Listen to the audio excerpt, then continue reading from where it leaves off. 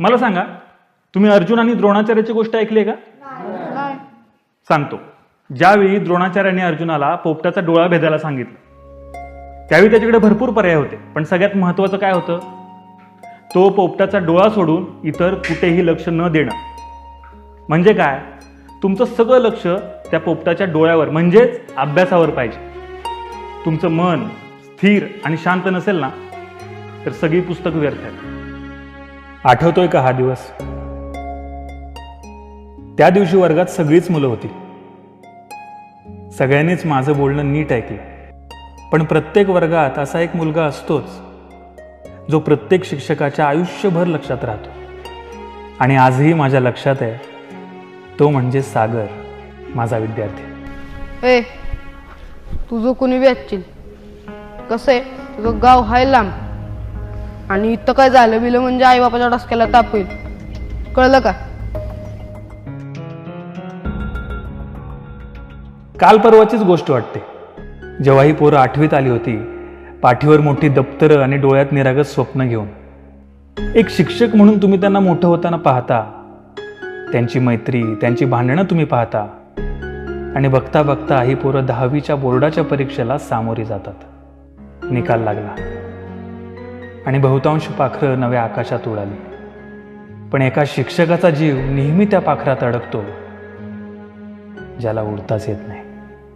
सागर. शाळेत मी त्याला ओरडायचो, कारण मला त्याला जपायचं होतं. त्याला वाटायचं की राग हीच त्याची एकमेव ढाल आहे. पण बोर्डाच्या परीक्षेला तुमच्या रागाची पर्वा नसते बरं का. तो नापास झाला. त्याचे मित्र कॉलेजची तयारी करत असताना सागर मागे राहिला, फेर परीक्षेचं ओझं पाठीवर घेऊन. मला नेहमी प्रश्न पडायचा, मागे राहिल्याची ही लाज एक भांडखोर मुलगा कशी सहन करत असेल बरं? आणि तेच उत्तर मिळवण्यासाठी आज मी सागरला भेटतो.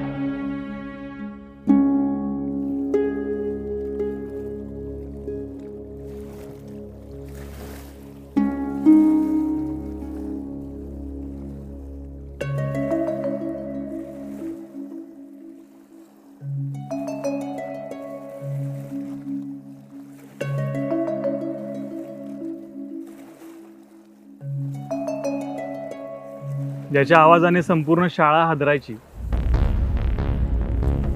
तो आज इतका शांत कसा?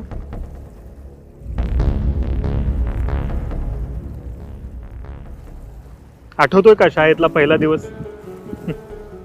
पहिल्या 10 मिनिटात 2 मुलांशी भांडलास.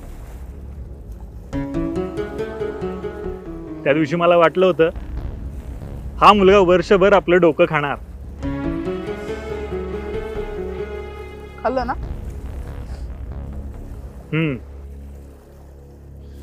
बरं चला, सांगा काय सुरू आहे मनात? नाही काय. हे बघ सागर, खोटं बोलायचं नाही. जे वाटतंय ते सांग. अहो सर, बाहेर पडायलाच घाबरतोय मी. का? माझे सगळे मित्र पुढे गेले आणि मागं राहिलोय तो मी एकटाच. ते सगळे तिकडे कॉलेजमध्ये त्यांचं आयुष्य जगतात, आणि मी तर अजून 10वीतच अडकलोय. अहो रात्री झोप लागत नाही हो सर. डोळं मिटलं तो निकालाचा दिवस आठवतो. त्याच्यामुळे आई बी बोलना झाल्या माझ्याशी. अहो तेच तर सगळ्यात जास्त वाईट वाटतंय ना. खरंच इतकं वाईट आहे का हो मी सर? हे मला सांग, ज्या दिवशी निकाल लागला त्या दिवशी सगळ्यात वाईट कोणाला वाटलं? मला. आईला. आणि अजून सगळ्यात जास्त वाईट कोणाला वाटलं माहितीये? मला. कारण त्या मार्कशीटवर लाल शाईने लिहिलेला फेल हा शब्द मला दिसत नाही. मला त्यामध्ये माझा हरवलेला विद्यार्थी दिसतो. नापास होण्याचा त्रास होत नाही रे. स्वतःवरचा विश्वास संपू लागला ना की मग वाईट वाटतं. अहो पण सगळी पुढे गेलेत आता सर. मग शर्यत आहे का? शर्यतीत जो आधी पोहोचतो तो जिंकतो. पण आयुष्यात जो थांबत नाही तो जिंकतो. आणि तुला असं वाटतंय तू मागे पडलायस, हरलायस, असं अजिबात नाही. फक्त थोडा थांबलायस इतकंच. काय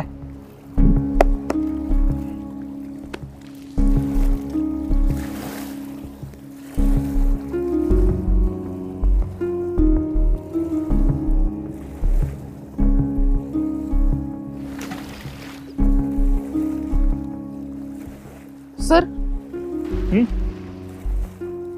तुम्ही कधी हरलात का हो? प्रत्येक शिक्षक आधी विद्यार्थी असतो सागर. आणि प्रत्येक विद्यार्थ्याच्या आयुष्यात असा एक तरी दिवस नक्की आलेला असतो ज्या दिवशी त्याला वाटतं सगळं संपलंय. मग मग काय, माझ्याही आयुष्यात असा एक दिवस आला होता. हा म्हणजे मी तुझ्या इतकं भांडखोर नव्हतो, पण मीही एकदा हरलो होतो. कशात? स्वप्नात.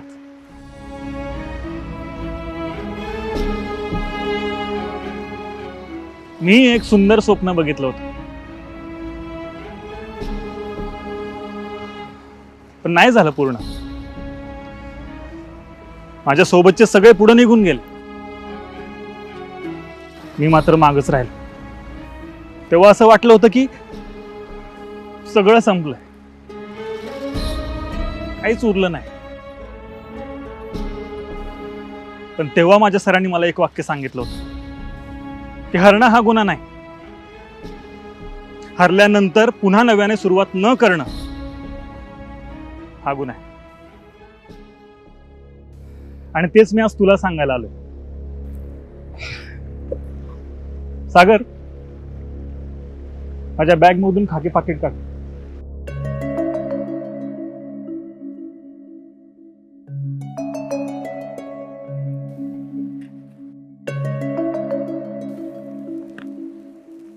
हे काय सर? उघड.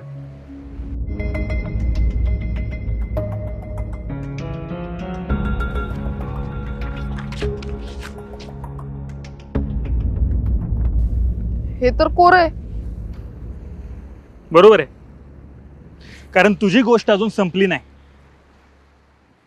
हा शेवटचा निकाल नव्हता सागर, पुढचं पान अजून कोर आहे. आणि सागर, लोकांना तुझं हरणं आठवेल, पण मला तुझा कमबॅक बघायचा आहे.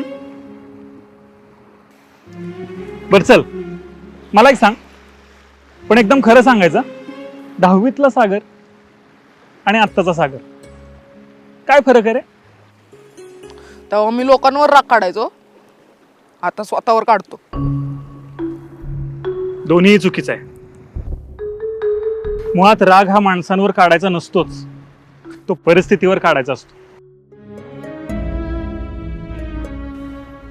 हे जग तुला काहीही बोलेल, काहीही नावं ठेवेल, तू सगळ्यांना उत्तर द्यायची, पण तुझ्या यशाने. आणि सागर, यावेळी तुला वाचवायला कुणीही येणार नाही. मार्च मध्ये नापास होणं हा तुझा शेवट नव्हता, पण फेरपरीक्षेत हार मानणं हा तुझा शेवट ठरू शकतो. आणि या लाजेमुळं स्वतःचा आवाज दबू देऊ नकोस.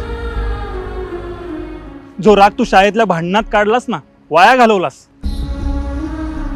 तो आता अभ्यासावर काढ. परीक्षा दे आणि पास हो. स्वतःच्या हिमतीने ऍडमिशन मिळव आणि त्या कॉलेजच्या गर्दीत स्वतःचं अस्तित्व निर्माण कर. करशील का?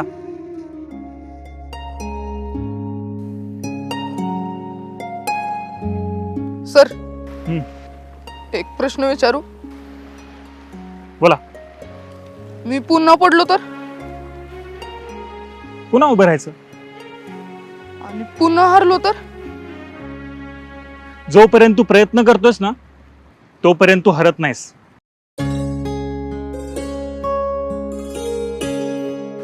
माहितीये सर, आज मला पहिल्यांदा नापास झाल्याचं दुःख नाही होते. आज मला वेळ वाया घालवल्याचं दुःख वाटतंय. आणि आज मला पहिल्यांदा 10वीतला सागर दिसत नाही, 11वीतला सागर दिसतोय.